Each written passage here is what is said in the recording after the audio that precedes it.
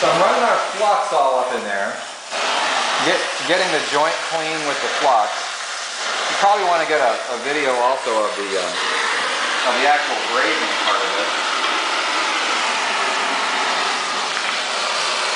So the flux is flowing. We've got the flux to flow all the way up into the joint. So now we've got the flux up there. We're going to heat the joint to the temperature we want, which I can tell just because I know the color of the metal.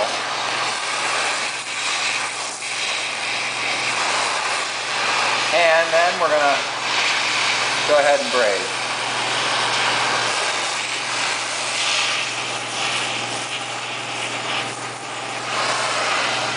And that's it.